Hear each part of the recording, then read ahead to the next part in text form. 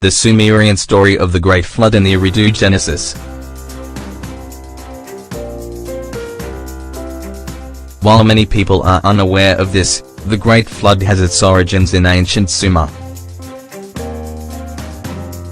According to the ancient Sumerians, Eridu, modern-day Abu Shah, Iraq, was believed to have been the first city ever created, and was the home city of the Great Golden Key. The city is believed to have been founded circa 5400 BC. Eridu is considered as the city of the gods in ancient Mesopotamia, much like Teotihuacan located in Mesoamerica, which is considered as the city of the gods.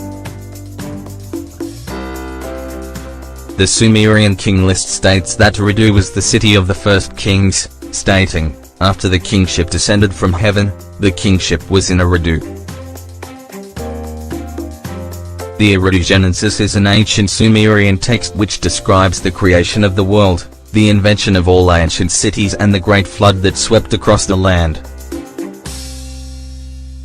The Eridu Genesis, which is believed to have been composed circa 2300 BCE, is the earliest known account for the Great Flood, predating the more popular Great Flood described in the biblical book of the Genesis. The Eridu Genesis is the tale where Utnapishtim was instructed by the gods to build a great vessel and gathers inside the seed of life. In the book written by Thorkild Jacobsen, a renowned historian specializing in Assyriology and Sumerian literature, the creation of man is attributed to four gods, the Anunnaki.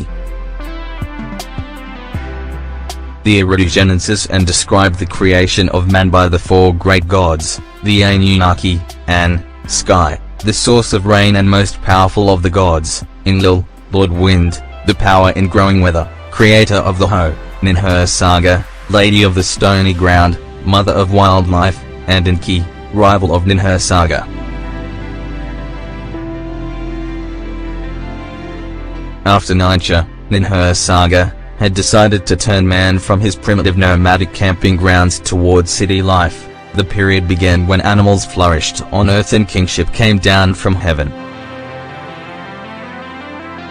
The earliest cities were built, were named, had the measuring cups, emblems of a redistributional economic system, allotted to them, and were divided between the gods. Irrigation agriculture was developed, and man thrived and multiplied. However, the noise made by man and his teeming settlements began to vex Enlil sorely, and, driven beyond endurance, he persuaded the other gods to wipe out man in a great flood. Enki, thinking quickly, found a way to warn his favorite, once Yuzudra. He told him to build a boat in which to survive the flood with his family and representatives of the animals. Thorkild Jacobsen, The Treasures of Darkness. If we look back at Sumerian texts and their well-recorded mythology, we will find that in the beginning, human-like gods lived and ruled on Earth. When they arrived to our planet, much work was needed to be done as they toiled the soil, digging to make it habitable and extracted the precious minerals from the earth. Ancient Sumerian tablets mention that just before the Great Flood swept across Earth, the gods left our planet to be safe in the heavens, returning only after the end of the Great Deluge. But and why is that some parts of the stories are plausible while other parts of it, like when gods flew to the heavens, are considered improbable? Interestingly, the story of Noah, the most popular story of the flood, probably illustrates similar stories as those seen in the Epic of Gilgamesh, which predates the Bible. Tear down the house, build a ship, give up possessions, seek thou life, forswear belongings, keep soul alive. Aboard ship take thou the seed of all living things.